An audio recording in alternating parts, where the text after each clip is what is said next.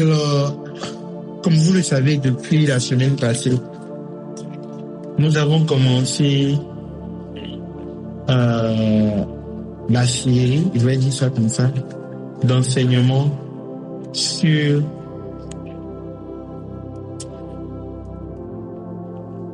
la gestion des ressources du royaume.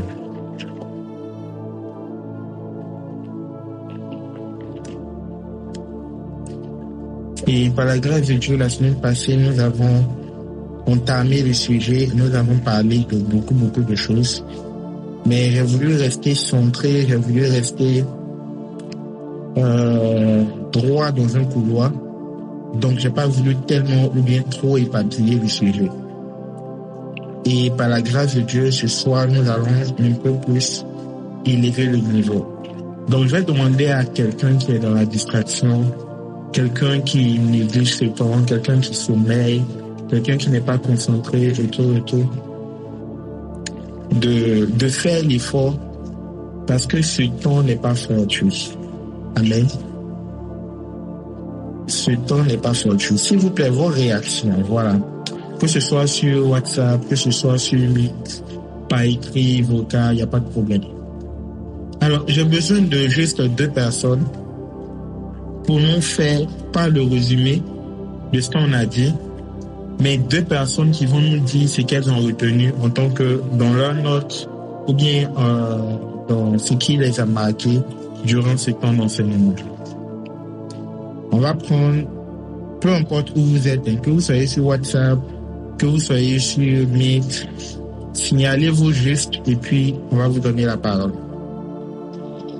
Oui, vas-y Marilyn. Allô, vous m'entendez? Oui, on te reçoit bien. Bonsoir, papi. Concernant l'enseignement du dimanche dernier, ce qui m'a vraiment marqué, c'était la partie où tu avais commencé à parler du temps et de la responsabilité. Et tu as parlé du verset qui disait que celui qui néglige n'est en rien différent de celui qui détruit. Cette partie m'a vraiment touchée. Et ça m'a permis de comprendre beaucoup de choses. Donc j'ai compris également que la préparation était très importante pour accomplir sa vie. D'accord, merci beaucoup Marilyn. Quelqu'un d'autre? Je veux une autre personne, peu importe où tu es, sur WhatsApp, mais peu importe. Il n'y a personne qui se signale. Donc tous les autres n'ont rien retenu ou bien il n'y a aucune partie qui les intéressait particulièrement. Non, j'ai pas dit d'écrit, je dis faites signe, on va vous donner la parole. Ok? Voilà, j'ai pas dit d'écrit. Faites signe, on va vous donner la parole. C'est ce que je veux ce soir. Donc, si vous voulez prendre la parole, allez-y. Il n'y a personne? Il y a David qui a levé la main sur Meet. Oui, vas-y. Est-ce qu'il est là, David? Allô? Oui, allô? Oui, bonsoir, mon Dieu. Bonsoir à tous. Bonsoir. Alors, merci pour l'enseignement de la dernière fois. Le point rouge que moi j'ai noté ici, c'est que au niveau de la gestion des ressources du royaume, vous avez mentionné que nous ne nous appartenons pas nous-mêmes. Et franchement, je ne sais pas, mais c'est ce point-là qui m'a marqué et qui m'a donné du projet de la semaine sur ce cas particulièrement, que nous ne nous appartenons pas nous-mêmes. Wow. Nous devons connaître cette mission et cette mission-là, nous devons à demander à Dieu tout seul. Voilà. C'est vraiment ça que j'ai noté ici, en rouge qui m'a marqué. Effectivement, gloire à Dieu. D'accord, on va avancer ce soir. Je vais demander à quelqu'un de m'afficher Genèse chapitre 2, verset 15. Genèse chapitre 2, verset 15. Et une autre personne, que ce soit sur Meet, que ce soit sur WhatsApp, allez-y. Ne vous sentez pas gêné, sentez-vous plus comme dans une salle de formation. C'est pas un temps, c'est vrai que c'est sous couverture spirituelle, mais c'est plus un temps d'échange, de conversation, d'apprentissage. Ok, donc ne soyons pas crispés, ne soyons pas trop sérieux, non. Soyons relax, écoutons, soyons disposés et participons. Donc, Genèse 2, chapitre 15, et je voudrais qu'on m'affiche également Éphésiens chapitre 5, verset 16. Éphésiens 5, verset 16. Et enfin, je veux Ecclésiaste chapitre 9, verset 10. Non, je pense qu'on va ajouter un autre verset. Ecclésiaste chapitre 9, verset 10, on peut afficher. Et également, Proverbe chapitre 28, verset 19. Ecclésiaste chapitre 10 et chapitre 9, verset 10. Proverbe chapitre 28, verset 19. Il y a personne pour afficher sur Meet. Pourquoi vous faites ça? C'est Wen. Ok, bravo. Merci Marilyn, merci Wen. Alors déjà, je vous invite à comprendre que, non, je vous dis, je vous annonce, sinon je vous informe, que c'est une série d'enseignements. Donc forcément, c'est vrai que je veux que les enseignements soient le plus possible indépendants l'un de l'autre, mais comprenez que c'est une suite. D'accord? On va prendre de ce qui a été dit la semaine passée comme sous-bassement et continuer dessus pour cette semaine ou bien pour ce jour. La semaine passée, on a beaucoup parlé. Pour ceux qui n'étaient pas là, pour ceux qui n'ont pas pu suivre, je vous invite, s'il vous plaît, à aller suivre l'enregistrement. Voilà, je vous invite à aller suivre l'enregistrement. Ouais, au cas où, je ne sais pas comment vous avez fait, mais rendez le lien de l'enregistrement disponible.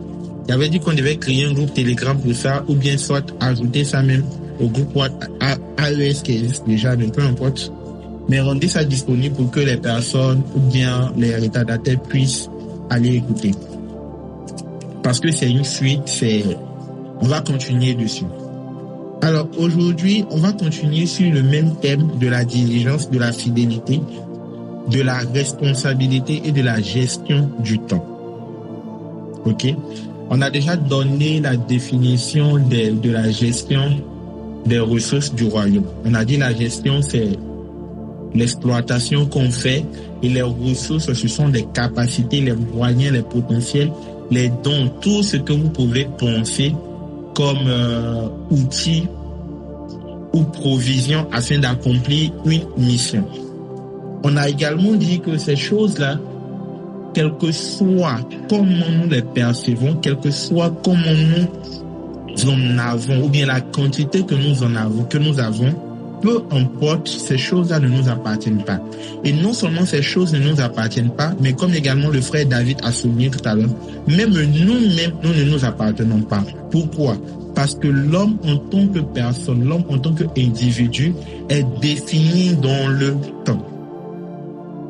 Et vu que le temps ne nous appartient pas, alors de ce moment-là, on ne s'appartient pas. Mais on va déjà commencer par Genèse chapitre 2, verset 15. Je veux entendre la voix de quelqu'un pour la lecture, s'il vous plaît. Genèse chapitre 2, verset 15. Genèse chapitre 2, le verset 15. Permettez-moi de trouver, s'il vous plaît. Genèse chapitre 2, le verset 15. L'Éternel Dieu prit l'homme et le plaça dans le jardin d'Éden pour le cultiver et pour le garder. Amen. Amen. Alors, regardez quelque chose. Nous tous ici, nous connaissons l'histoire de la création. Tout le monde. Nous connaissons l'histoire de la création. Arrivant un moment, la Bible dit que Dieu crée tout. Il finit de tout créer. Le 5e jour et le 6e jour, il se réveille. Et il dit, créons l'homme à notre image, afin qu'il domine. Amen. Afin qu'il domine. Je ne sais pas si quelqu'un peut m'aider à retrouver le verset. Dieu dit, créons l'homme à notre image, afin qu'il domine sur tout ce que nous avons créé. Donc, Dieu crée l'homme et il lui assigne tout de suite un but. Il lui assigne tout de suite quelque chose. Il lui dit, je te crée. Enfin, l'intention de Dieu dans la création, c'est créer pour que l'homme puisse dominer. Je ne sais pas si vous voyez le côté intéressant. La première pensée divine dans la création de l'homme, pour l'existence de l'homme, c'était la domination. J'essaie de trouver le verset. Ok, Genèse 1, chapitre 1, verset 26. Donc, Dieu dit, puis Dieu dit, faisons l'homme à notre image, selon notre ressemblance, et qu'il domine sur les poissons de la mer, sur les oiseaux du ciel, sur le bétail, sur toute la terre et sur tous les reptiles qui rampent. Et Dieu créa l'homme à son image. Amen. Donc la première mention, la première pensée, la première intention de Dieu en créant l'être humain que tu es, que je suis, c'est pour la domination. Et la domination de quoi? De la nature, de la faune et de la flore. De tout ce qui est comme écosystème. Est-ce que je parle à quelqu'un? Il dit qu'il domine sur les poissons de la mer, sur les oiseaux du ciel. Alors ici, je veux faire une petite précision. Quand on parle de poissons de la mer, on ne parle pas seulement des poissons qu'on mange, mais on parle de toute entité, toute existence dans l'eau. On va compliquer juste un peu, ok, juste un peu.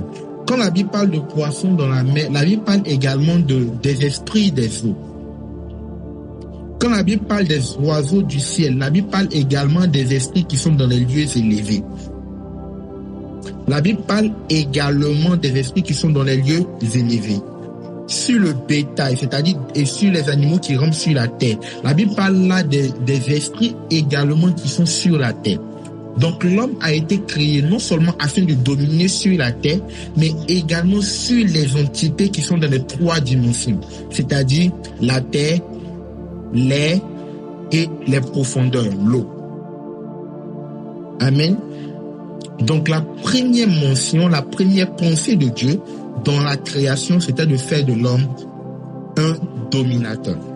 Mais regardez maintenant, pour que l'homme puisse dominer, qu'est-ce que Dieu fait? Vous connaissez l'histoire, la Bible dit que Dieu façonne un argile de terre, un golem ou un glébeux. Ça dépend de la version dans laquelle tu es en train de lire. Donc Dieu façonne un golem, un glébeux, il façonne. Et quand il finit de façonner, ça veut dire, pour ceux qui ne comprennent pas, ça veut dire qu'il a fait, comment on appelle ça nous? Il a fait un modèle de mannequin avec de la terre. Voilà, c'est ce que je peux dire. Il a fait un modèle de mannequin avec de la terre. Et il a soufflé dedans. Et quand il a soufflé, la Bible dit que c'est devenu l'homme, c'est devenu Adam que nous connaissons. Et qu'est-ce que Dieu fait dans le verset 15 du chapitre 2? Est-ce que quelqu'un peut le lire à haute voix, s'il vous plaît?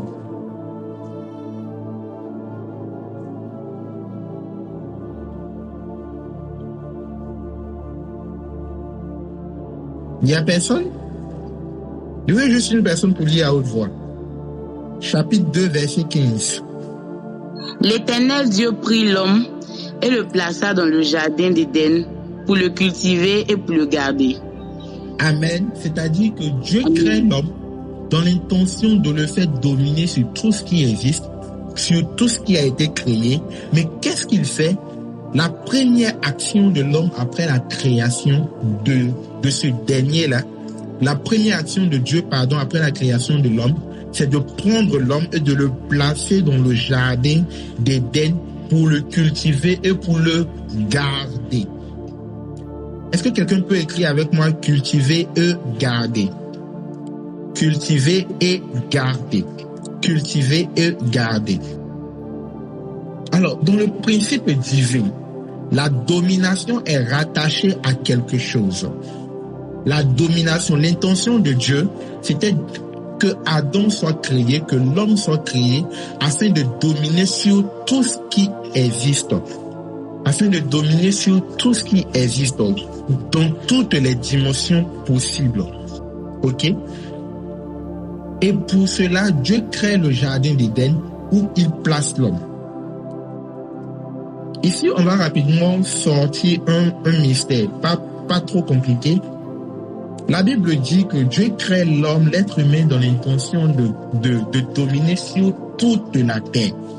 Mais en créant l'homme, il ne place pas l'homme n'importe où, ou bien il ne demande pas à l'homme de se promener partout sur la terre, d'aller en Australie, d'aller en Amérique, d'aller dans un autre continent, ou bien d'aller vivre sur la mer. Non, il ne demande pas à l'homme de faire tout ça.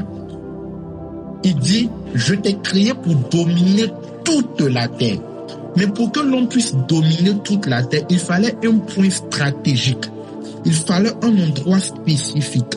Il fallait un lieu ponctuel, un lieu précis, à partir duquel l'homme allait avoir la domination sur toute la terre. Pour les chrétiens que nous sommes, quand nous lisons la Bible, nous avons l'impression que la création que Dieu avait faite se résumait au jardin d'Éden. C'est faux. Amen. C'est faux.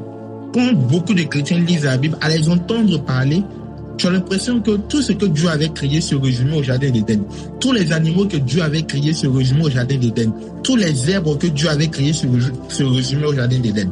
Si vous pensez que les animaux que Dieu avait créés se résumaient au jardin d'Éden, dites-moi comment Adam allait pouvoir, comment les animaux qui sont dans la mer allaient pouvoir être dans le jardin d'Éden si la mer n'est pas dans le jardin d'Éden. Donc, c'est-à-dire quoi? La mer était quelque part au fond là-bas. Mais qu'est-ce qui s'est passé? Adam, de sa position depuis le jardin d'Éden, avait la capacité de gérer et de régir les lois physiques et spirituelles sur la mer, sur les eaux, sur les poissons dans la mer et sur les esprits dans la mer. Et la Bible dit que c'est ce même Adam-là qui était positionné dans le jardin d'Éden qui a donné le nom à tous les animaux qui étaient sur terre et également dans la mer. Est-ce que je me fais comprendre? Donc la domination de Adam était liée spécifiquement à un endroit. Adam ne pouvait pas dominer sur toute la terre en étant éparpillé sur la terre. Il ne pouvait pas dominer sur toute la terre en se promenant sur toute la terre. Non, c'est impossible. Adam avait besoin d'un endroit spécifique, d'un endroit précis à partir duquel il allait influencer toute la terre. J'aimerais qu'on m'affiche, s'il vous plaît, on va compliquer, on va rendre ça un peu long, mais je pense que ça sera nécessaire quand même pour les lecteurs de la Bible. J'aimerais qu'on m'affiche, s'il vous plaît, le verset qui parle de la création d'Éden. C'est toujours dans Genèse. Il y a un verset spécifique qui parle de la création d'Éden, qui parle des fleuves qui sont autour de Éden. Je vais vous faire comprendre quelque chose. Ça ne faisait pas partie de mon message, c'est pour ça que je ne l'ai pas. Voilà. On va prendre Genèse chapitre 2, verset 8. À partir du verset 8. J'ai besoin de quelqu'un pour me lire et une autre personne pour afficher. Comme c'est Marine qui est en train de faire la lecture, une autre personne peut afficher. Marie, prends Genèse chapitre 2 à partir du verset 8. Genèse chapitre 2 à partir du verset 8. Puis l'Éternel Dieu planta un jardin en Éden, du côté de l'Orient, et il mit l'homme qu'il avait formé. Verset 9. L'Éternel Dieu fit pousser du sol des arbres de toute espèce, agréables à voir et bons à manger. Et l'arbre de la vie au milieu du jardin, et l'arbre de la connaissance du bien et du mal. Verset 10. Un fleuve sortait d'Éden pour arroser le jardin. Et de là, il se divisait en 4 bras. Le nom du premier est Pichon. C'est celui qui entoure le pays de Havila, où se trouve l'or. L'or de ce pays est pur. On y trouve aussi d'hélium et la pierre d'onyx. Le nom du second fleuve est Guillon. C'est celui qui entoure tout le pays de Cush. Le nom du troisième est Hiddekel. C'est celui qui coule vers l'Orient de la Syrie. Le quatrième fleuve, c'est l'Euphrate. L'Éternel Dieu prit l'homme et le plaça dans le jardin d'Éden pour le cultiver et pour le garder. Merci beaucoup. Alors, c'est un peu long, mais je voudrais attirer votre attention sur quelque chose. La Bible dit, Puis l'Éternel plaça un jardin en Éden. Ici, je veux faire sortir quelque chose déjà. Éden n'était pas le jardin. Est-ce que je parle à quelqu'un? Éden n'était pas le jardin. Éden était une partie du territoire que Dieu avait créé qui permettait de commander la terre tout entière. Et dans Éden, Dieu place maintenant un jardin du côté de l'Orient de Éden. Est-ce qu'on se comprend? Et la Bible dit, après avoir fait pousser toutes ces choses, les arbres et tout, la Bible dit maintenant, un fleuve sortait de Éden. Un fleuve sortait maintenant de la source. Et ce fleuve-là se divisait en 4 bras et se papillait jusqu'à la Syrie. Amen. Alors, ici, je veux que tu comprennes quelque chose. On va parler un peu des mystères avant qu'on rentre. Bon, je vais essayer de rester soft. Désolé. Avant qu'on rentre dans cette partie qui nous intéresse les ressources. Mais je veux que tu comprennes quelque chose. Ici, en fait, Éden était le centre de contrôle. De la même manière qu'une une voiture qui a été créée a besoin d'un côté passager et d'un côté chauffeur, a besoin que sur le côté chauffeur, il y ait le volant, il y ait les pédales, il y ait le tableau de bord. Tu ne peux pas aller te mettre dans le coffre, même si tu es dans la voiture, et puis à partir du coffre, contrôler la voiture. Non, ça ne se fait pas. Si tu veux contrôler la voiture, tu dois aller au côté du chauffeur, quelle que soit la taille de la voiture, quelle que soit la taille du véhicule, que ce soit un camion, que ce soit une limousine, que ce soit même un avion, que ce soit même un char à combat. Si tu veux contrôler, il faut aller au centre de commande, à la place du chauffeur. Et Éden, en fait, était ce territoire-là à partir duquel on pouvait contrôler la terre tout entière. C'est pour cela que le jour où l'homme a péché et est sorti de la volonté de Dieu, il les a fait également sortir du jardin d'Éden. Mais la Bible dit quoi?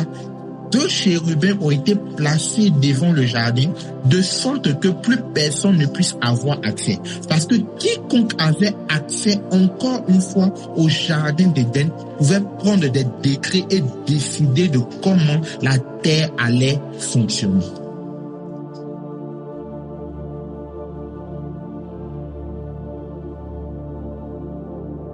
Est-ce que je parle à quelqu'un? Dieu veut que des personnes dominent.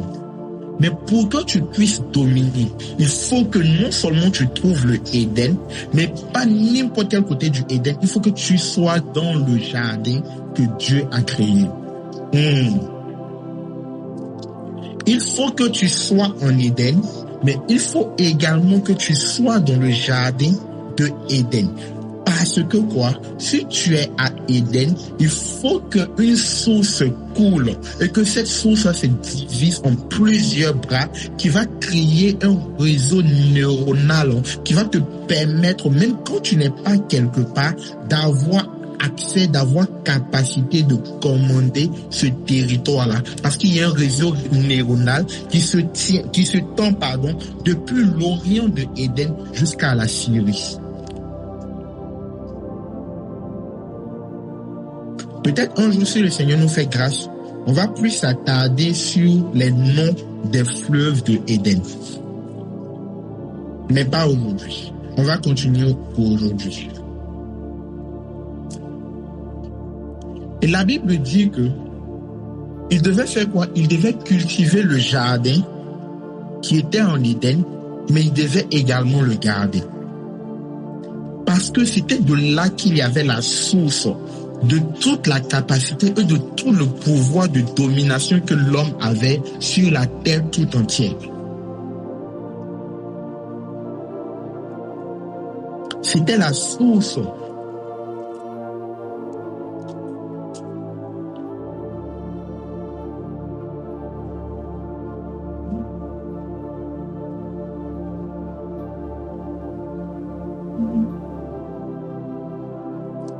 c'était la source. Non seulement être en Éden, mais également rester où ça? Dans le jardin.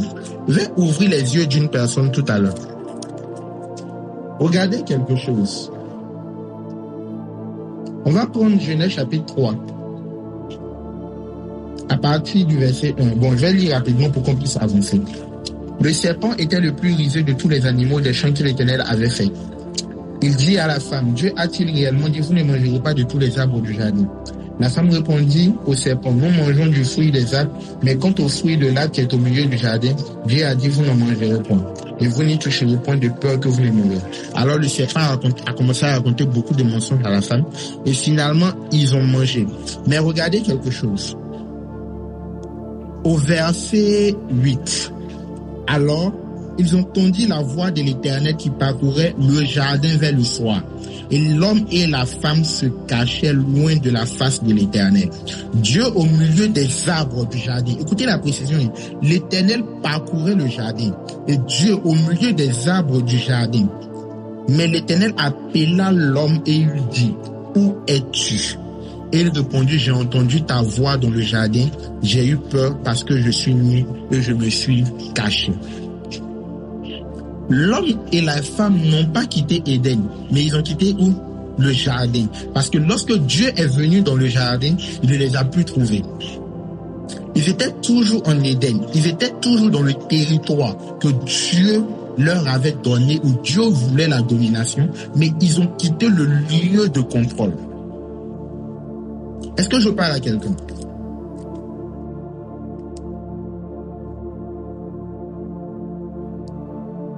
Ils ont quitté quoi? Le lieu de contrôle.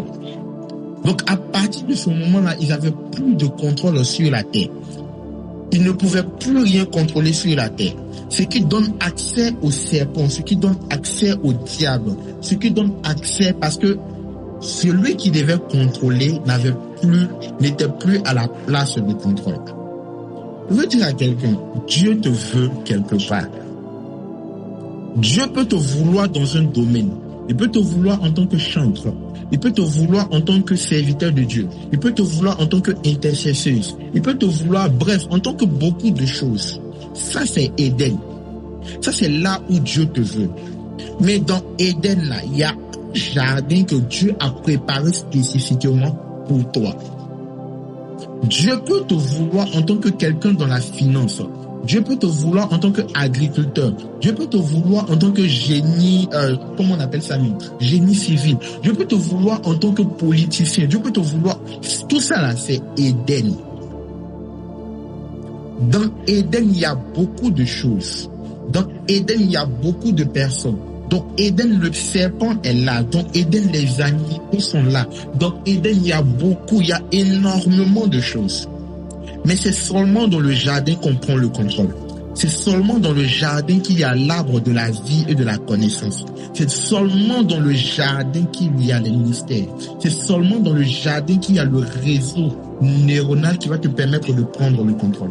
Beaucoup de personnes aujourd'hui sont dans les domaines. Beaucoup de personnes sont dans ce à quoi Dieu les a appelés. Ces personnes sont en Éden. Mais Seigneur, tu as dit de chanter, je chante. Mais Seigneur, tu as dit d'aller à l'école, je vais à l'école. Mais Seigneur, tu as dit de travailler, je travaille. Mais Seigneur, tu as dit, mais qu'est-ce qui ne va pas? Certes, tu es en Éden, mais est-ce que tu es dans le jardin?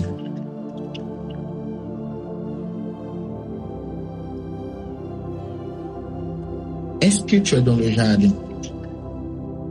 Quand vous lisez le chapitre 3, vous allez comprendre un petit mystère. La Bible dit, le serpent était le plus rusé de tous les animaux des champs que l'Éternel avait fait. Est-ce que le champ et le jardin, c'est pareil? C'est pas pareil. Le serpent était un animal de champ. Mais comment ils se sont arrangés et puis le serpent est arrivé dans le jardin pour leur parler. Mais quand vous lisez, vous voyez que c'est pas forcément, il est écrit nulle part que le serpent est allé vers la femme pour aller lui parler. Non. Quand vous lisez, vous voyez simplement que le serpent était le plus rusé et puis il a dit à la femme. Donc ils se sont croisés pour ça. La Bible nous enseigne que quoi? Le serpent était où ça? Dans les champs. C'était un animal de champ. Il était dans les champs. Mais c'est où il a croisé la femme pour lui parler des choses du jardin. Donc ça veut dire que ce jour-là, il y a quelqu'un qui est sorti de son territoire. Il y a quelqu'un qui a quitté le jardin pour se promener dans le champ. Il y a quelqu'un qui a quitté le jardin pour se promener dans le champ. Il dit, il y a quelqu'un qui a quitté le jardin pour se promener dans le champ. Et parce qu'elle a quitté le jardin pour se promener dans le champ, elle a rencontré le serpent. Et le serpent a commencé à lui parler. Et finalement, le serpent les a poussés à agir de sorte qu'ils puissent définitivement quitter le jardin. Parce que la Bible dit, Dieu se promenait dans le jardin, mais Dieu ne les trouvait pas. Il y a quelqu'un, tu es en Éden, certes, mais regarde ta position. Est-ce que tu es dans le champ ou tu es dans le jardin? Dieu t'a créé pour que tu domines. Mais pour que tu puisses dominer, Dieu t'a placé spécifiquement quelque chose. Quelque part, il dit, je te place dans le jardin d'Éden pour que tu puisses le garder et le cultiver. On n'est même pas encore arrivé là-bas. Mais déjà même là, est-ce que tu es dans le jardin ou bien tu es dans le champ? C'est vrai, tu es toujours en Éden, mais il y a le champ d'Éden et il y a le jardin d'Éden. Dans le jardin d'Éden, c'est toi et Dieu. Dans le jardin d'Éden, c'est toi, l'arbre de la vie et de la connaissance du bien et du mal. Mais dans le champ, il y a le serpent, il y a les animaux, il y a les autres entités. C'est lui qui n'est pas dans le jardin et dans le champ. Et c'est lui qui est dans le champ et est en train de se promener. Et c'est lui qui se promène, c'est qu'il n'est pas concentré, il n'est pas occupé, il n'est pas responsable de ce qu'on lui a confié.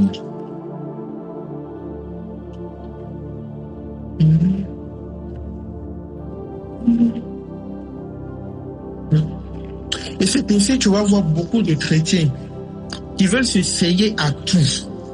Tous les nouveaux hommes de Dieu, tu es dedans. Toutes les nouvelles théories, tu es dedans. Toutes les nouvelles missions, tu es dedans. Tout. C'est toi qui fais tout dans la vie. Tu vends ci, tu vends ça. Tu veux tout faire à la fois. Mais il va falloir que tu te décides, jardin ou champ. Parce que c'est uniquement dans le jardin que tu peux avoir le contrôle. C'est à partir du jardin, c'est en étant dans le jardin que tu peux garder et avoir le contrôle. Celui qui sort du jardin, qui se retrouve dans le champ, va croiser le serpent.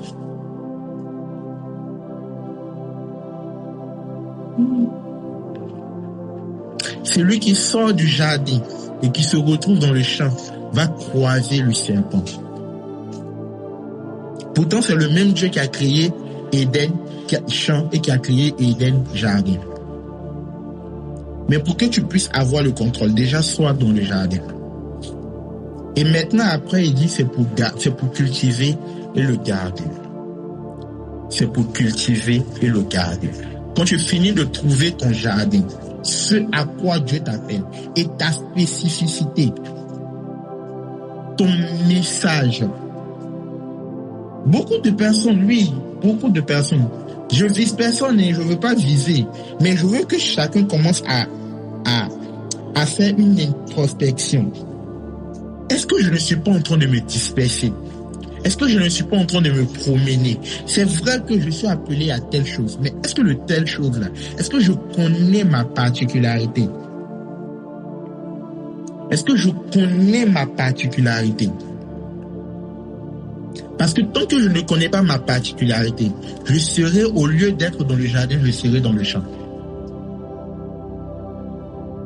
Par exemple, tu es appelé à servir Dieu, ou bien tu es appelé à prêcher, peut-être même sur les réseaux sociaux. Toi-même, tu sens qu'au fond de toi, au fond de ton cœur là, tu as un message de consolation. Par exemple, sur les réseaux sociaux, toi, tes posts là, tu sens qu'au fond de toi, ça doit parler de la consolation des gens, ça doit emmener les gens, ça doit calmer le cœur des gens. Mais comme tu as remarqué que 2 jours là, c'est en attaquant les célibats que tu as beaucoup d'audience. En même temps, tu changes de message. Tu arrêtes de parler consolation, tu commences à attaquer les célibataires. En même temps, tu arrêtes ton message, tu commences à parler politique. En même temps, tu arrêtes ton message, tu veux commencer à donner les mystères du royaume. Certes, tu es toujours en Éden, parce que tout ça, c'est le royaume de Dieu. Mais tu n'es plus dans le jardin, tu es dans le champ.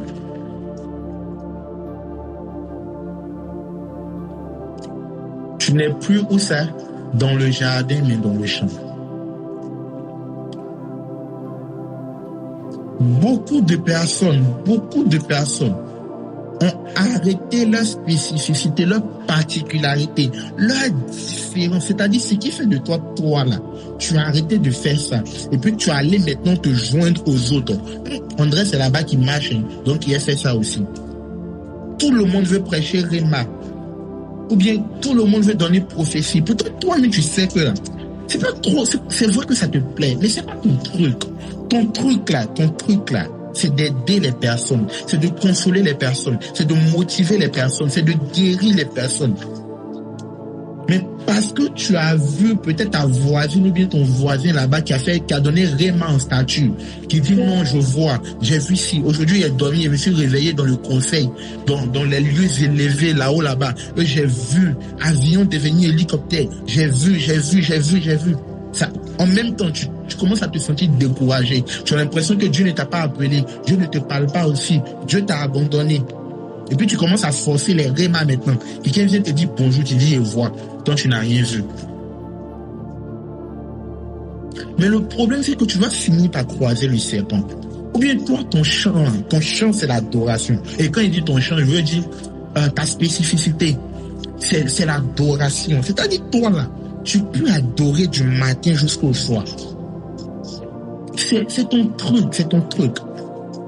C'est ça qui te plaît. C'est à ça que Dieu t'a appelé. Parce que tu as vu ta voisine ou bien ton voisin qui donne un message sur Internet, toi aussi tu veux faire pareil. Donc tu arrêtes ton adoration, tu commences maintenant à poster sur Facebook, mais tu vas croiser le serpent. Est-ce que je parle à quelqu'un? Tu vas croiser le serpent, tu vas quitter le jardin, tu vas croiser le serpent. Ou bien Dieu t'a appelé dans tel domaine d'activité.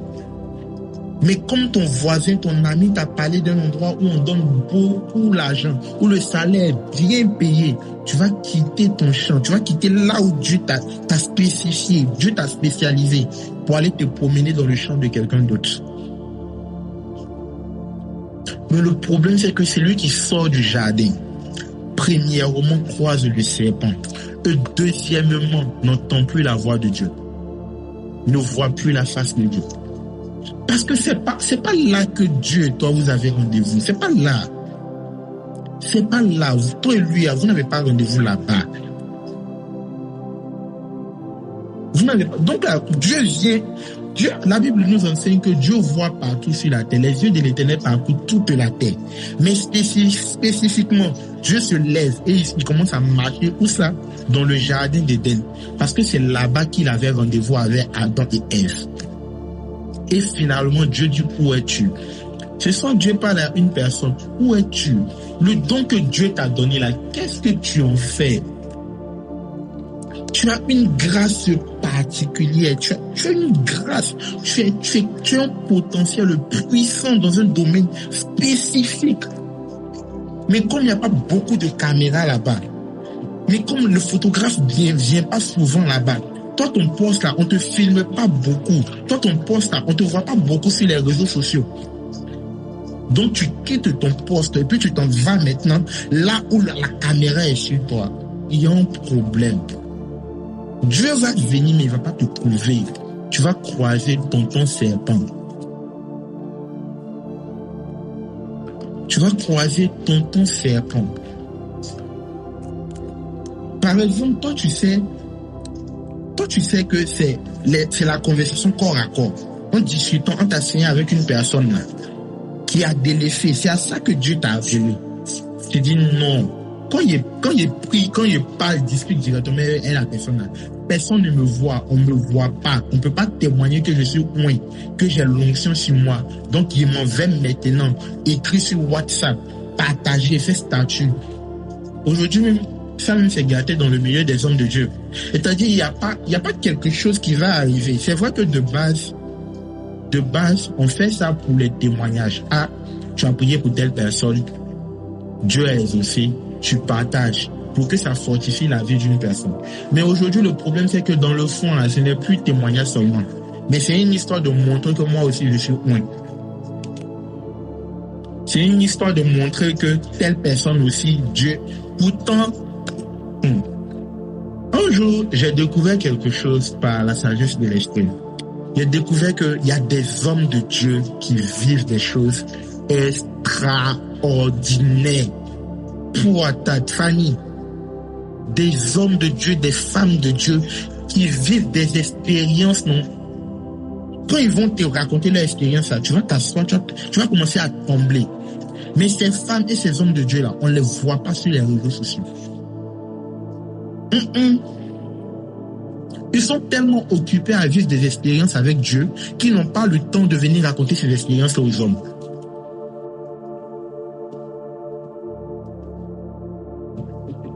Mais toi, tu vis quoi? Petit rêve net, petit rime net. Tu dois faire direct. Tapoter le live. Envoyer les cœurs. Mettez les cœurs. Commentez, partagez.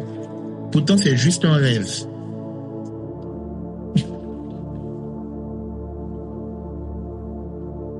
Il y a un problème. Le jardin. Le jardin est secret. Le jardin est gardé. Le champ est vaste. Le champ est exposé. Le champ est vaste, le champ est exposé. C'est vrai qu'il y a beaucoup plus de visibilité là-bas, certainement. Mais sache qu'il y a tonton serpent là-bas. Et une rencontre avec le tonton serpent peut te coûter ton existence dans le jardin. Définitivement.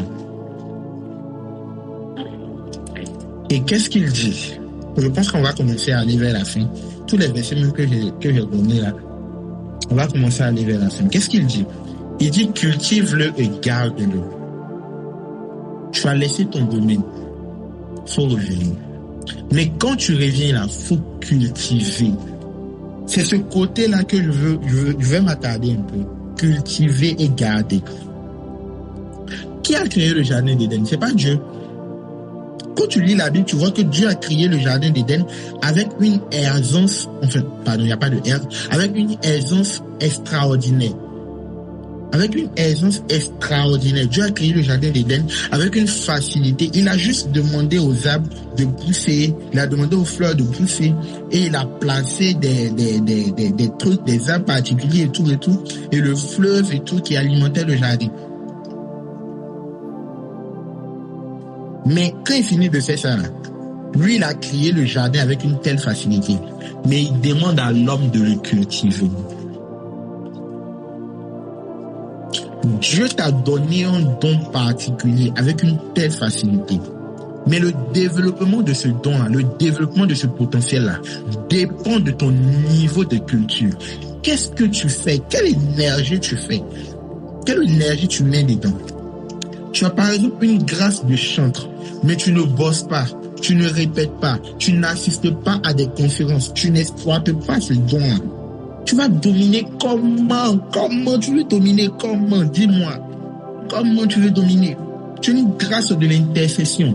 Dieu a mis dans ta bouche une autorité divine, de sorte que tout ce que tu dis dans la prière reçoit tout de suite manifestation. Mais c'est toi, tu n'aimes pas prier. C'est toi qui tu veux tout faire sauf la prière. Tu dis non, prière là, c'est trop fatigant. Moi, je veux prêcher.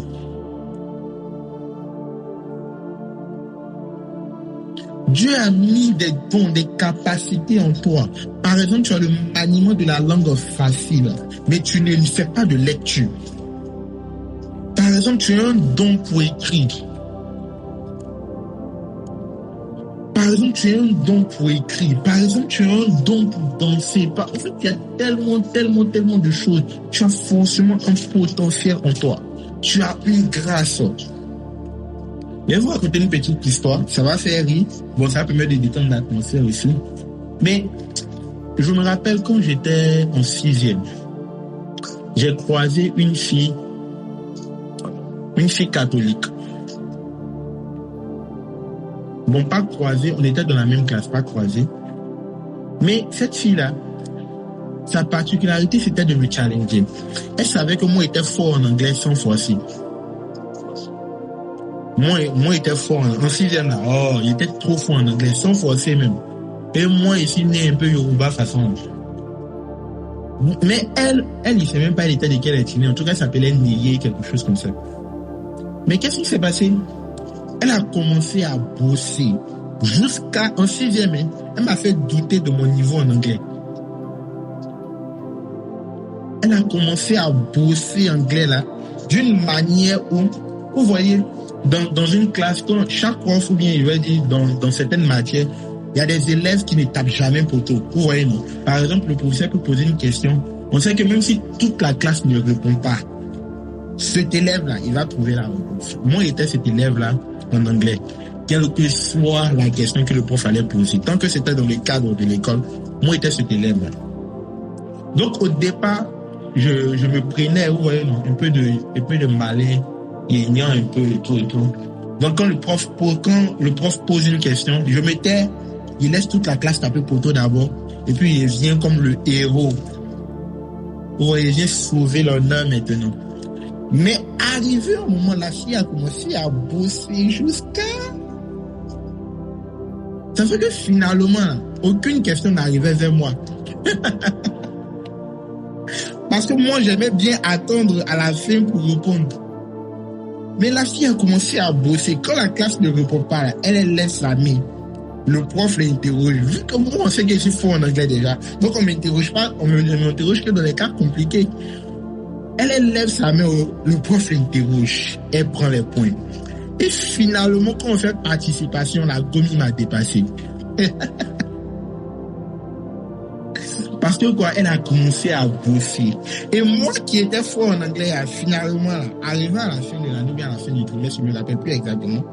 Mais je me rappelle que j'ai été sauvé in extremis de cette dame-là. Soit elle m'a dépassé de peu, soit il restait un peu, elle allait me rattraper. Mais en tout cas, on était ex aequo, quelque chose comme ça. Et finalement, on est devenus amis. Et c'est là que j'ai vu que c'était une fille chrétienne. Elle était catholique, mais elle était quand même engagée, voilà, dans la voie de Christ. Donc on a commencé à marcher ensemble jusqu'à rester un peu. Elle allait faire de moi un catholique. Il restait petit seulement, il allait devenir catholique à cause d'elle. Si vous voyez, je sais quand même un peu sur les catholiques là. C'est grâce à Dieu, c'est grâce à elle. On a commencé à aller à l'église catholique ensemble. On a commencé à se promener ensemble, marcher ensemble. Mais pourquoi? C'est vrai que c'était une jeune dame intéressante et tout. Mais le truc, c'est quoi? C'est que elle m'a fait douter de mon talent. Moi, je bossais pas anglais. Mais la fille, elle était tellement révoltée. Elle m'a dépassé en participation en anglais. Parce que je sais qu'il y avait les notes de devoir et puis il y avait les notes de participation. Et on a commencé à marcher ensemble. Mais qu'est-ce que je veux dire? Finalement, là, il restait un peu, juste un peu.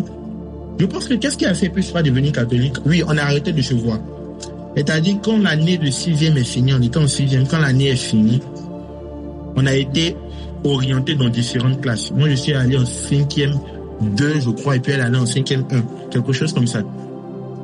Et c'est ainsi qu'on a arrêté de se voir et de se côtoyer. Et c'est ça que mon esprit est revenu en place. Et puis il dit, hey, toi là, tu n'es pas catholique, tu es évangélique. Amen. Mais ça a commencé par quoi? Par sa capacité à bosser. Ça a commencé par sa capacité à bosser.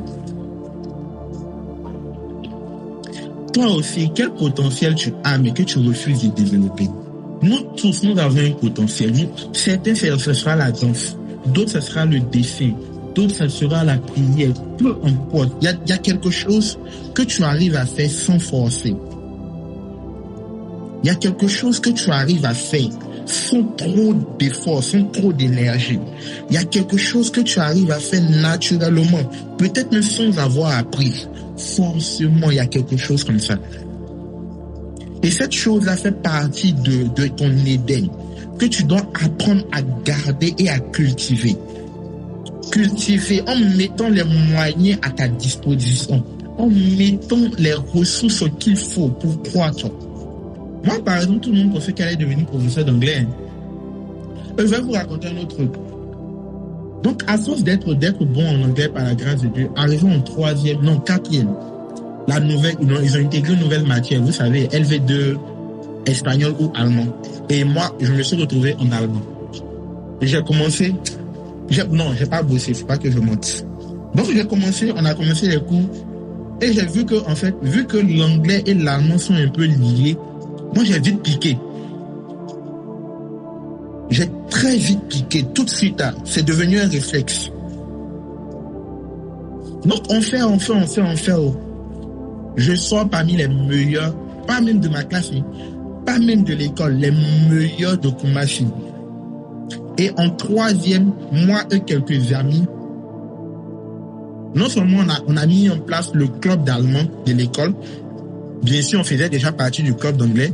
On a mis en place le club d'allemand de l'école, jusqu'à même l'Institut Goethe s'est déplacé pour venir dans notre école, pour venir nous récompenser. Ils nous ont donné tout ce qu'il nous fallait, nous équiper, livres, dictionnaires, documents, tout. Il y a eu tellement de cadeaux de l'Institut Goethe. Et je pense même, arrivé un moment, on parlait de voyage. J'arrive plus à me rappeler bien, mais il fait qu'arrivé un moment, on devait voyager pour aller en Allemagne. Mais bon, histoire de documents, de dossiers et tout. Mais il y avait tout ça, en fait. Ça, je savais que c'était un talent. Et moi, je bossais pas. Les autres, ils bossaient. Moi, ils bossaient mathématiques, sciences physiques et tout. Mais allemand, anglais, c'était naturel. C'était un réflexe. Quand je lisais en allemand comme ça, là, même le professeur s'assoit et puis il écoute. Il dit, mais mon petit, où est-ce que tu as appris l'allemand? Il dit, monsieur, je n'ai pas appris l'allemand. Jusqu'à mes amis ont commencé à me prendre comme prof d'allemand et tout. Ils venaient pour les cours de soutien et tout. Mais qu'est-ce que je veux dire? Quand on a fini la 3e, l'Institut Goethe nous a reçus, on a tout fait, tout ça là. On était les stars de Kumasi, pas les stars de l'école. L'école à Mestek, ça c'était petit. L'école là, c'était petit. Et puis surtout qu'en ce moment, on était un peu dans le monde et tout là. On était dans beaucoup de choses. Mais qu'est-ce qui se passe? Bon, pour moi, c'était naturel. Mais le truc, c'est qu'on arrive en seconde. Je ne sais pas si ceux qui ont fait allemand, si vous vous êtes rendu compte que anglais et allemand de 4e, allemand de 3e, et puis allemand de seconde, première, terminale, c'est pas la même chose. Moi, ils ne savaient pas. Donc, on arrive en seconde, on commence à vivre la vie et tout. Et les 6 allemands, il ne fait pas. Les cours, bof, je suivais comme ça. Parce que je comprenais. À vrai dire, je comprenais. Mais il ne faisait pas exercice. Donc, la dame, là, je ne sais pas si elle avait eu Réma sur moi ou bien elle avait eu quelque chose comme ça. Donc, ces devoirs-là, tous ces devoirs étaient basés sur les exercices d'allemand et sur les exercices qu'elle donnait à faire. C'était plus une histoire de tu connais allemand mais tu connais pas. Est-ce que tu as fait l'exercice? Moi, il ne faisait pas. Donc, qu'est-ce qui se passe? Elle vient en classe, le devoir. Elle donne le devoir. C'est basé uniquement sur l'exercice. Et là, je te demande, mais madame, le coup qu'on a fait là, tu dis quoi de ça? Elle dit non, ça ne l'intéresse pas. Amen. Et au fur et à mesure, mes notes ont commencé à chuter. Pas qu'il y avait de mauvaises notes, non. Mais j'étais passé de 18, 19 à 12, 13. Mais je me disais, bof, de toutes les façons, j'ai la moyenne et puis on s'en fout. Allemand va pas me mener quelque part et tout. Bref. Et j'ai commencé à négliger. Et finalement, voilà, je me disais surtout, j'étais en série scientifique. Parce que vous savez, quand on finit la seconde C, quand on passe en première C ou en première D, on ne faisait plus les langues vivantes. Voilà. C'était surtout ça que j'avais en tête. Donc, je me disais, bof, on va passer. Et qu'est-ce qui se passe? Effectivement, je passe à la fin de l'année, il y avait 12, 13 de moyenne en allemand. Pour un élève de la série scientifique, c'est normal ou bien c'est extra même. On s'en foutait. Mais qu'est-ce qui se passe? C'est que après, à force de me contenter de 12, 13 et consorts là, j'ai arrêté d'avoir le réflexe en allemand. Ça passait plus. Ce n'était plus inné, ce n'était plus un réflexe. Donc les petits venaient me voir. On dit, ah, le vieux père qui est là, il est fort, il est bon en allemand et tout. Il était en première, il était en terminale dans ce cas-là. Là, il avait oublié, même livre d'allemand et tout, il avait fait cadeau aux gens. On dit, le vieux père, il est fort dans le quartier et tout. On m'envoie un livre, il y a un petit de 3e B de seconde, il ne sait pas où, là, il est quitté où. Il m'envoie son exercice d'allemand. Il lit, même le mot, même, il ne comprend pas d'abord. Pour dire connaître la réponse. La question même on pose là, je ne sais pas si c'est ça le dit. Pour dire connaître la réponse. Petit, ton exercice, ça s'est quitté où? Il dit non, c'est notre professeur qui nous a donné. C'est dans le livre. J'ai dit, oh, c'est dans le livre. Moi, j'ai jamais vu ça là. Mais bon, par la grâce de Dieu, avec un peu d'expérience et un peu de tout, on a réussi à mélanger. C'est sorti, le petit a eu bonne note. Mais depuis ce jour-là, quand le petit venait me voir, il n'était pas là. Amen. Quand le petit venait me voir, petit, il n'y a pas de temps. Je ne suis pas là. Il faut revenir après. Jusqu'à, c'est comme ça. Mais finalement, aujourd'hui, si tu me demandes mon niveau en allemand, c'est juste basique. Juste basique. Je ne peux plus rien faire en allemand, je ne sais plus rien faire en allemand. Pourquoi? Parce que cette grâce-là que j'avais, j'ai refusé de cultiver en me disant que ça se limitait en seconde C. Et récemment, je crois, il y a 2-3 ans de cela, il y a une école qui m'avait appelé. Oui, une université qui m'avait appelé. Ils avaient besoin d'un prof qui allait enseigner le français, mais à des étudiants anglophones. Donc, je suis arrivé là-bas et tout. Ils ont vu mon CV, ils ont testé le livret, ils ont vu que c'était bon. Et là-bas, je sais trop. Oui, c'était ma grande sœur. Elle connaissait quelqu'un là-bas. Et elle a dit à la personne, ah, mon petit frère là, il est fort en anglais, il est fort en français, il est fort en allemand. Toutes les langues du monde là, elle a augmenté. Toutes les langues là, il est fort dedans. Donc, il arrive là-bas, le gars me teste en français, ok. Le gars me teste en anglais, ok. En allemand maintenant. Et puis, c'était un cas pratique, il était devant les étudiants. Il était devant eux, mais c'était un cas pratique. En allemand maintenant, qu'est-ce que je fais? Famille, il les a appris à compter. Hein. Il dit, ils n'ont qu'à compter de 1 à 10. Amen. Ils n'ont qu'à compter. Allemand, c'est allemand. Donc, qu'est-ce qui se passe? Finalement, les gars, ils m'ont pris, mais moi-même, j'ai refusé de partir après. Bon, pour 2 raisons. Premièrement, parce que les horaires de travail là-bas ne m'arrangeaient pas.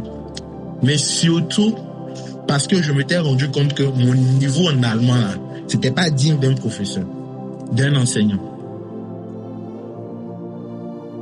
Et finalement, moi-même, j'ai refusé de partir. Et je me suis juste rendu compte que c'est un problème que j'ai eu parce que j'ai refusé de cultiver. C'est un problème, c'est une grâce. Il y a beaucoup d'opportunités comme ça que j'ai manqué parce que j'ai refusé de cultiver.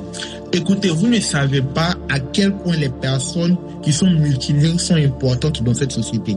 Vous ne pouvez pas imaginer les opportunités et les grâces qui sont rattachées à ça dans le secteur professionnel pour atteindre. Surtout dans les organismes internationaux, dans les instituts internationaux. Vous ne pouvez pas imaginer. Tu comprends ta langue maternelle, tu comprends la langue officielle, et puis tu comprends une autre langue étrangère quelque part là-bas. C'est fini. Genre, tu as 3-4 langues à ton actif. Il y a l'un dedans. Qu'est-ce que je voulais vous dire? Voilà.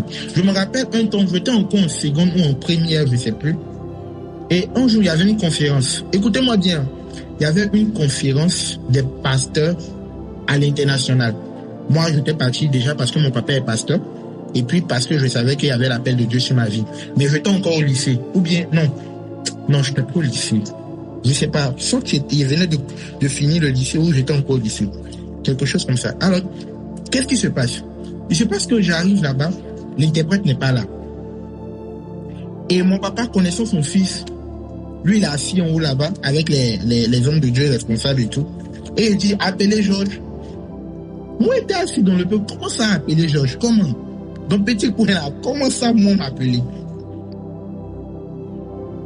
Et puis, c'était un Américain qui parlait. Hein. Oui, c'était un Américain ou bien un Britannique. Je sais pas. Mais c'était un blanc qui parlait.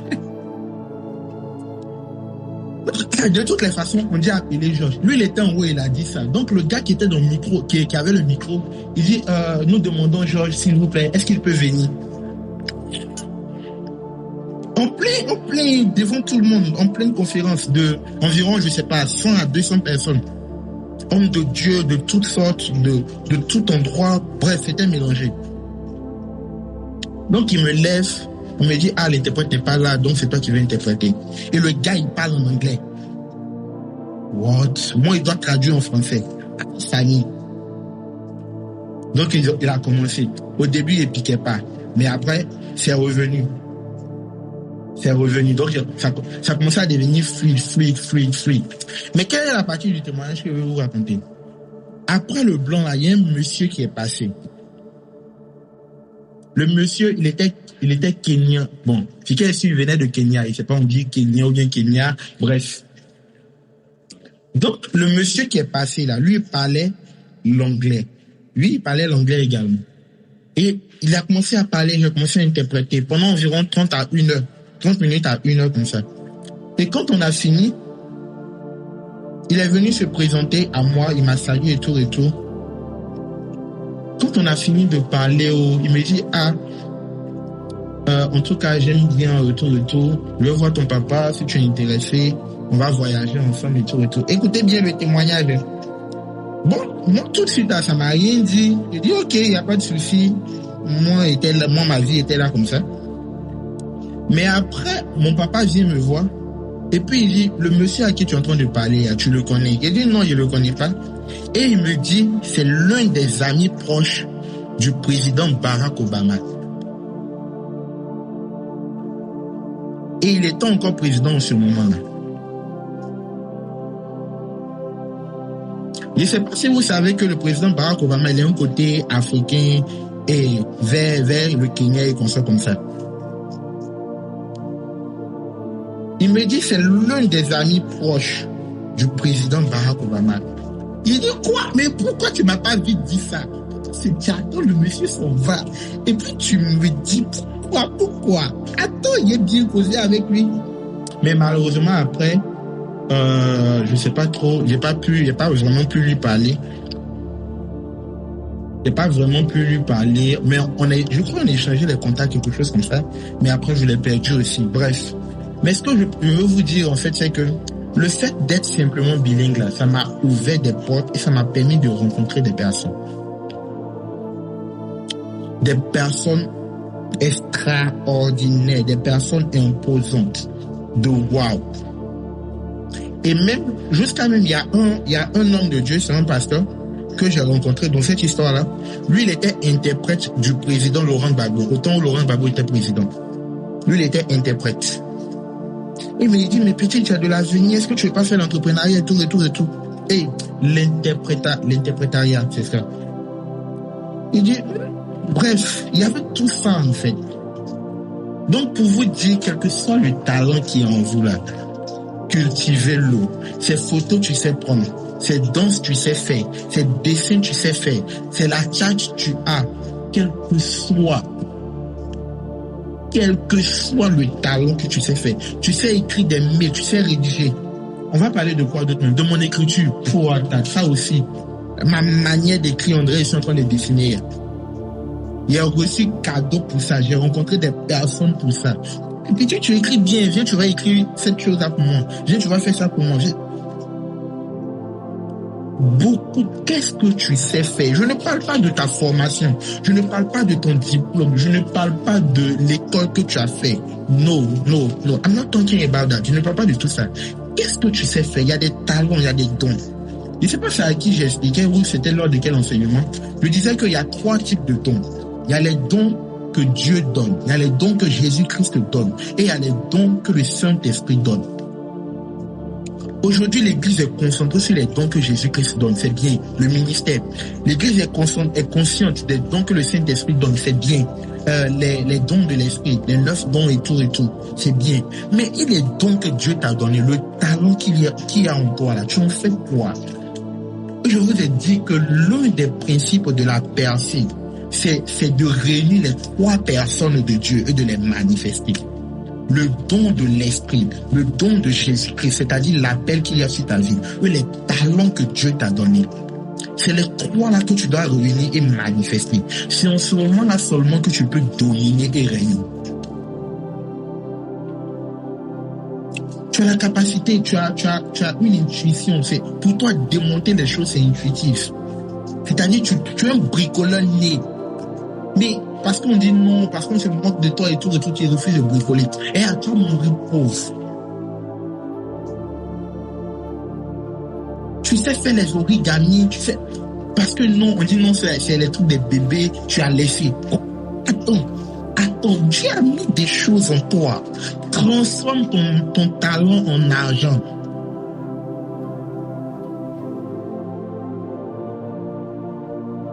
Beaucoup de personnes aujourd'hui, parce que tu as atteint une position, parce que tu travailles en tant que comptable, parce que tu travailles en tant que gestionnaire de projet, en tant que ci, en tant que ça, en tant que ci, en tant que ça, en tant que ça, tu as laissé, tu as oublié les talents que Dieu a mis en toi. Attends, tu penses que Dieu, il était bête pour mettre ses talents en toi?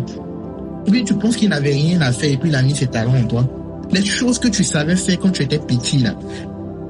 Les choses, quand les gens te regardent, lui, là, il fait faire. Parce qu'aujourd'hui, tu as une petite vie professionnelle là-bas, tu es en train d'oublier les talents que Dieu a mis en toi. Tu ne sais pas que ce sont les portes de ta bénédiction que tu es en train de fermer. Ce sont les portes de ta bénédiction que tu es en train de fermer. C'est vrai, tu es diligent. C'est vrai, tu es responsable. Mais est-ce que tu es en train de cultiver le jardin d'Éden? Est-ce que tu es en train de cultiver le jardin d'Éden? Est-ce que tu l'as gardé? Beaucoup de personnes ont perdu leur talent. Même moi, je suis en train de parler, il y a beaucoup de choses que j'ai perdues. Énormément de choses. Mais ce sont des choses que, malheureusement, j'ai pas eu quelqu'un qui me dit. Oui. Malheureusement, j'ai pas eu quelqu'un qui me dit. La manière dont je suis en train de te parler, moi, j'ai dû faire certaines erreurs pour pouvoir les comprendre. Peut-être toi aussi tu as fait certaines erreurs, mais je veux te dire, il y a des choses qui sont encore rattrapables. C'est pas trop tard, c'est pas fini, c'est pas la fin, c'est pas terminé. C'est pas terminé, il y a tellement de choses. Je cherche un verset de la Bible qui dit ce sont les dons qui ouvrent la voie. Je cherche le verset, ça date d'un proverbe.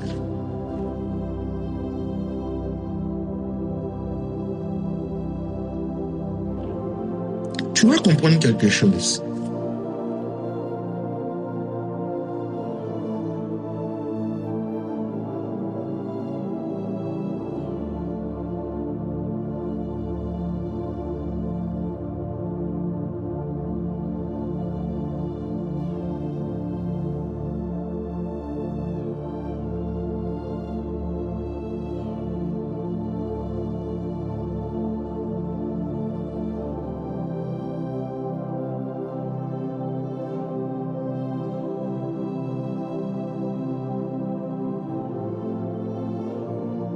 Mais en fait, il faut que chaque personne, voilà, on va prendre Proverbe chapitre 18, verset 16. Proverbe chapitre 18, verset 16. La Bible dit, les dons d'un homme lui ouvrent la voie et lui donnent accès auprès des grands. Est-ce que vous comprenez le principe même? Les dons d'un homme lui ouvrent la voie et lui donnent accès auprès des grands.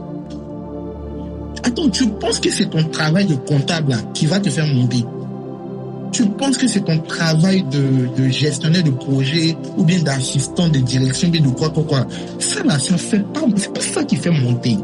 Voilà le principe de la Bible. Les dons d'un homme lui ouvrent la voie et lui donnent accès au grand. C'est un principe de la Bible. Ici, il y a une petite nuance. Dans la version originale de la Bible, ça parle de deux types. Ça parle de dons en tant que présent et ça parle de dons en tant que talent.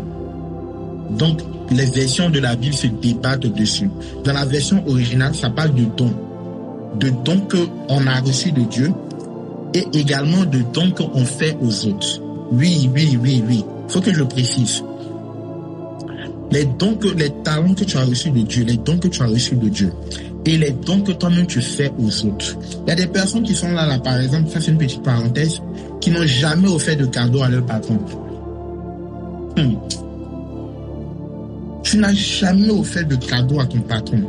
Tu n'as jamais manifesté ta reconnaissance envers ton patron, envers ton aîné, envers ton leader, envers ton responsable, envers ton chef de classe, envers ton délégué, les petits trucs comme ça là, envers celui qui t'a introduit dans certaines choses. La Bible dit les dons d'un homme lui ouvrent la voie. Dans la version originale, ça parle des deux thèmes, ça traite des deux thèmes. Donc les dons que tu as reçus de Dieu sont censés t'ouvrir la voie. Les dons que tu fais aux autres aussi, bon, on n'est pas en train de parler de ça. On va rester sur la première signification. Les compétences et les talents que tu as sont importants dans ta destinée, sont importants dans ta réussite, sont importants dans ta personne. Qu'est-ce que tu en fais? Travaille, sois diligent, c'est bien, mais ne néglige pas le don de Dieu en toi. Je pense que malheureusement, on ne pourra pas traiter tous les versets que j'ai cités. J'aurais bien voulu, mais c'est pas grave, c'est une série d'enseignements. Donc de toutes les façons, on ne pourra pas tout dire en un seul jour. Il est déjà 23 heures. Donc, je vais laisser la place à des questions. On va prendre 2-3 questions et puis on va terminer pour ce soir. Oui, vous avez la parole. Allez-y. Il n'y a personne qui veut poser des questions? Sur WhatsApp, sur Meet, il n'y a pas de questions? Ok. Donc, je suppose qu'on a bien compris. Si vous voulez poser des questions déjà, ne commencez pas par écrire vos questions, ça peut être long. Donc dites-moi, je veux poser des questions, ou bien moi, levez la main simplement, faites signe. Là, comme ça, on vous donne la parole. Sinon, si vous commencez à écrire vos questions, on va penser que vous n'avez pas de questions. Encore 10 secondes, est-ce qu'il y a des questions? S'il n'y en a pas, pour ceux qui hésitent et tout. Amma veut poser question en direct. D'accord, nous t'écoutons. Ou bien elle s'est trompée. Bon, c'est pas grave. Oui, il n'y a pas de souci, mais signaler juste là, on sait à qui ça tombe. Ok, Amma s'est trompée. Xavier, vas-y, pose ta question. Alors, quand tu es dans ton jardin, comment faire pour rester constant? Quand tu veux parler de constance, tu veux parler de cultiver. Le jardin est censé être un lieu paisible. Ok? C'est ça en fait. C'est censé être un lieu paisible. C'est censé être un lieu de restauration, un lieu de régénération, mais en même temps un lieu que tu vas cultiver. Donc, la première question, c'est comment reconnaître ton jardin? Ton jardin, c'est quelque chose qui te donne la paix. Peu importe qui tu es, peu importe à quel point tu es paresseux, c'est quelque chose, quand tu commences à faire, là, ça te plaît, toi-même tu es content. Peut-être tu n'as pas assez de force, tu n'as pas assez d'énergie, peu importe. Mais dès que tu te mets à faire, là, tu es dans un autre monde, tu es dans un autre univers. Donc, premièrement, c'est quelque chose qui te procure un certain bonheur, qui te procure une certaine paix. Mais après, il faut développer cela. Ou bien aussi, c'est quelque chose de naturel, d'inné. C'est quelque chose que tu ne forces pas. Ok? C'est quelque chose que tu ne forces pas. Pas forcément qui te plaît toujours, mais c'est quelque chose que tu arrives à faire aisément. Aisément. Par exemple, je vais prendre le cas d'une personne qui a un don de chantre, une autre personne qui n'a pas de don de chantre. Une personne qui a un don de chantre n'a pas forcément besoin de faire une liste de chants pour diriger la louange ou bien pour diriger l'adoration. Mais une personne qui n'a pas un don de chantre, c'est eux, tu les vois avec feuilles dans la main. Ils aiment la chose, mais la chose ne les a pas aimés depuis le début. Donc, eux, ils bossent pour avoir. Mais toi, peut-être, par exemple, tu as un don de chanteur. C'est un réflexe. Dès que tu prends le micro, ça devient naturel. Donc, ça, c'est la première chose. Maintenant, pour rester constant dedans, il faut comprendre l'importance de ce que tu as. Oh, un montant. Ok. Bon, d'accord. On va continuer. Alors, je suis en train de dire, quand je suis en train de dire, pour rester constant, il faut comprendre l'importance de ce que nous avons. Si tu ne comprends pas l'importance de ce que tu as, ça peut pas prendre. Tu peux pas rester constant. Comme j'ai donné mon exemple tout à l'heure, l'allemand, je savais pas que c'était important. Même l'anglais, je savais pas que c'était important. Non. C'est vrai que grâce à Dieu, l'anglais est resté un peu plus que l'allemand. Mais c'est pas le niveau que je devais avoir, que j'ai. Ou bien c'est pas le niveau que j'aurais dû avoir si j'avais bossé, que j'ai. Mais je n'ai pas bossé rien. L'allemand, je n'ai pas bossé aussi, donc c'est parti. L'anglais, heureusement, je me suis retrouvé plusieurs fois dans des atmosphères qui m'ont permis d'exercer. On se comprend, non? Donc, pour rester constant, il faut comprendre l'importance. Il n'y a pas de sorcellerie. Il faut comprendre l'importance. Il faut avoir à cœur de développer ce que tu as. Sinon, tu vas abandonner et ça va partir. Et la dernière fois, je pense la semaine passée, on a parlé de la parabole des talents. Et la Bible dit à celui qui en a, celui qui n'en a pas, va retirer et donner à celui qui en a. Donc c'est ainsi, si tu refuses de servir Dieu avec un talent que tu as, tu vas le perdre ou tu vas trouver ça chez ton voisin et après tu seras jaloux et aigri. Oui, Annabelle, vas-y, pose ta question. Je sais pas, Xavier, est-ce que j'ai bien répondu? Xavier, est-ce que tu as bien compris? Est-ce que j'ai bien répondu? S'il te plaît. Voilà. Donc le truc, c'est de ne pas négliger et de comprendre l'importance de ce que tu as. Sinon, bof, après, ça sera un peu trop, tu vas lâcher prise. Moi, j'ai négligé. Bon, la chose m'a aimé, mais j'ai négligé. Je me suis dit, bof, après la seconde, je vais arrêter l'allemand, donc blablabla. Mais après, ça m'a rattrapé. Oui, Annabelle, vas-y pour ta question. Alors, c'est une chute. Voilà, disons que là, la personne est dans le jardin. Voilà. C'est-à-dire, elle exécute les choses, elle dit, elle a la paix, mais elle a je ne sais pas si je Oui.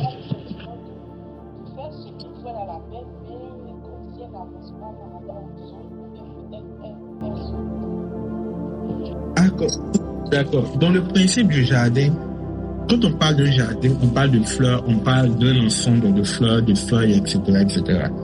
Est-ce que les fleurs et les feuilles, les différents types, je vais dire, est-ce que ça pousse au même moment? Non. Il y a des fleurs pour pousser prennent plus de temps.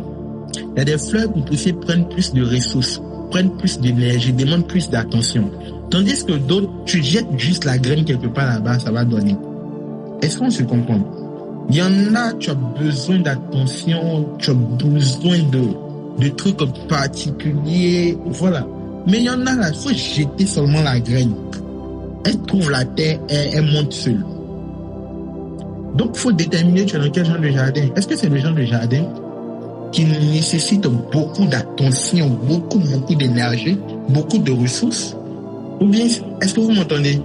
Donc, je disais, il y a des fleurs, il y a des jardins. Les jardins ne sont pas pareils. Il y a des jardins qui ont besoin de beaucoup plus d'attention que d'autres. Il y a des jardins qui ont besoin de beaucoup plus de ressources que d'autres. Donc, il faut déterminer tu es dans quel genre de jardin. Est-ce que c'est le genre de jardin où tu peux faire avec une main, et te concentrer sur une autre chose? Ou bien c'est le genre de jardin où tu as besoin d'être totalement investi dedans? Ça, c'est la première chose. La deuxième chose, il y a des cultures qui prennent plus de temps, quelle que soit ton énergie, quelle que soit tes ressources, quel que soit ton engouement. Si ça doit faire 10 ans avant de donner, ça va faire 12 ans. Tandis qu'il y a des jardins, il y a des plantes, il y a des feuilles, en une semaine, en 2 semaines, en 1 mois, ça a déjà donné. Mais il y a d'autres jardins là, avant que ça donne l'éclat, la beauté et tout là, il y en a qui ont besoin de saison. Tu connais les arbres et tout, il y a des arbres qui perdent leurs feuilles pendant certaines saisons, ça devient vilain comme ça. Mais dans d'autres saisons, ça devient joli. C'est ça le principe du jardin. Il y a des jardins qui obéissent aux lois de saison. Il y a des jardins mais qui s'en foutent. Il y a des plantes, même si tu les mets dans le désert, ça va pousser. Mais il y a des plantes, il suffit juste qu'une anomalie arrive nette, ça se bloque. Donc, peu importe. Ça là, tu ne peux pas décider, tu n'as pas choisi. C'est Dieu qui t'a placé là. C'est Dieu qui t'a placé là. Tu ne peux pas décider, c'est Dieu qui t'a placé là. Tu dois juste être en contact avec celui qui t'a placé là pour qu'il te donne les instructions. Il te dit, tu es dans le jardin. Mais dans ce jardin-là, tu peux manger de toutes ces feuilles, mais ne touche pas à l'arbre de la vie et à l'arbre de la connaissance du bien et du mal. Tu vois, donc c'est l'instruction. En ce moment-là, il va te dire, prends soin du jardin, mais ne fais pas ci, ne fais pas ça. Ou bien fais ci, fais ça. Dans le jardin, il va te dire, place-toi de cette manière, fais ci, fais ça, fais ça. Tu comprends? Même le jardin d'Éden, pour que ça puisse donner, il a fallu 4 fleuves pour alimenter le jardin. Le jardin que Dieu lui-même a créé, il a fallu 4 fleuves pour alimenter le jardin. Donc, imagine. Est-ce qu'on se comprend? Donc, c'est pas une question c'est pas un sentiment de comparaison. Non. Ne rentre pas dans ça. Pas du tout. Tu as l'impression d'être en retard, va devant celui qui t'a mis dans le jardin. Tu dis, tonton Dieu, tu m'as mis dans ce jardin. Voilà ça maintenant, aucune fleur ne pousse. Tu dis quoi? Tu comprends? Et il va te parler, il va se révéler à toi. Parce que Dieu est un papa responsable. C'est un père d'amour qui ne veut pas emmerder ses enfants. Ok? Voilà, tranquille. Est-ce que j'ai répondu à ta question? Ok, super. Donc, il y a Wayne qui pose sa question qui dit, est-ce possible qu'une personne ait la facilité dans divers domaines? Bah oui, dans un jardin, il y a plusieurs types de fleurs, il y a plusieurs types de plantes. Il y a plusieurs types. C'est pas juste un type. Bon, c'est vrai qu'il y a des personnes dans leur jardin, c'est la même fleur, oui. Mais il y a des personnes aussi, c'est diverses fleurs, c'est diverses plantes et tout et tout. Donc oui, c'est possible que ton jardin soit constitué de plusieurs choses. Dieu t'appelle peut-être à créer une multinationale. Multinationale, tu vas pas vendre un seul produit. Non. Tu as fait beaucoup de choses. Si tu l'as fait un groupe, par exemple. Voilà les gars de Bouygues, par exemple. Bouygues. Ils font tout. Télécommunications, ils construisent ponts, ils construisent bâtiments. Ils font beaucoup de choses tellement qu'on ne sait plus ce qu'ils font. D'accord? Et finalement, c'est eux qui prennent tout l'argent de Côte d'Ivoire avec tout ce qu'ils font. Est-ce qu'il y a une autre question?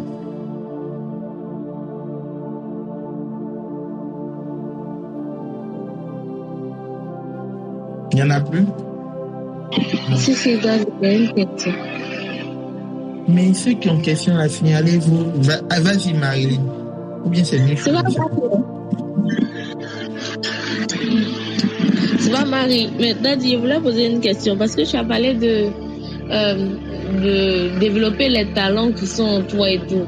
Peut-être que pendant que tu étais encore enfant, tu as eu à faire des choses, mais tu as eu à avoir des réflexes, peut-être dans le dessin et tout.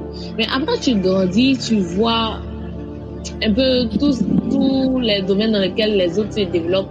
Tu essaies de trouver ta voie, mais c'est pas forcément dans le dessin. C'est pas forcément dans ce que tu as pu faire avant. Comment maintenant là trouver sa voie en fait? Comment ne pas se focaliser sur soi, genre trouver ce qu'on veut faire et puis pour ne pas imiter quelqu'un en fait. Alors, comme je l'ai dit, déjà faut reconnaître dans quoi tu te sens. Pas dans le passé, mais aujourd'hui là. Moi par exemple, dans le passé, je jouais au foot et j'étais très fort dans le quartier. J'étais très fort, mais aujourd'hui, quand je vois ballon même, je pense à ma blessure directement. Mais donc, je ne vais pas dire non, comme avant, je savais jouer au ballon. C'est que non, pas forcément. Aujourd'hui, là, les dons et les talents qui te restent là, quel est celui-là avec lequel tu te sens en connexion, en harmonie? Ou bien même parmi les talents que tu as perdus là, lequel t'intéresse vraiment? C'est ça, en fait. Même si tu l'as perdu. Par exemple, moi, je sais que j'ai quand même perdu l'allemand. Mais je sais que ça peut m'ouvrir des portes. Mais jusque-là, ça m'intéresse pas tellement. Voilà, sincèrement dit, ça m'intéresse pas tellement. Je l'ai déjà regretté, comme je l'ai dit, j'ai eu des opportunités. Enseigner dans une université, est-ce que c'est petit? C'est pas rien. Enseigner dans une université, c'est pas rien. Mais, après, bon, mais vu qu'il n'y avait pas le niveau de compétences nécessaires, j'ai refusé le poste. Ok, j'ai refusé le poste. Mais le truc, c'est quoi? C'est que ce soit un don ou bien un talent que tu as encore ou que tu as perdu, faut trouver une connexion, une harmonie avec cela. Quand tu trouves, alors tu sauras que c'est quelque chose dans lequel tu peux t'investir. Est-ce que j'ai répondu? Michou, j'ai répondu, ou bien tu veux plus approfondir ta question? Ok, super. Bon, je pense qu'il est tard. On va s'arrêter là pour ce soir. Vous qui avez des questions, notez-les, écrivez-les. Si vous êtes dans le groupe AES, vous pouvez les laisser directement dans le groupe. Si vous n'êtes pas dans le groupe, gardez-les pour la prochaine session. On va reprendre ensemble par la grâce de Dieu.